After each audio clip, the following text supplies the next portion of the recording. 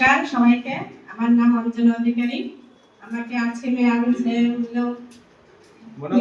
নিলাম ডাক্তার, ঠিক আছে। তো তারপরে তো আমি আরসিএফ করলাম অনেকদিন, ফিরেও আসলাম, ইউসিও নিয়েছি। মাঝখানে মানে প্রবলেম হয়ে গেছিল, তো আমি 2 বছর ছেড়ে দিয়েছি। কিন্তু আমি ছাড়লে কি হবে, আমাকে আপলাই ছাড়ে না।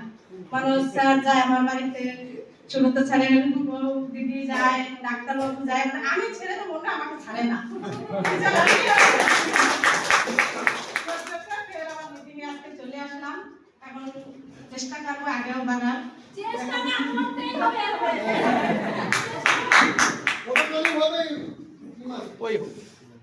এখন তো আসলাম মিটিং এ, দেখা যাক কতটা করতে পারি।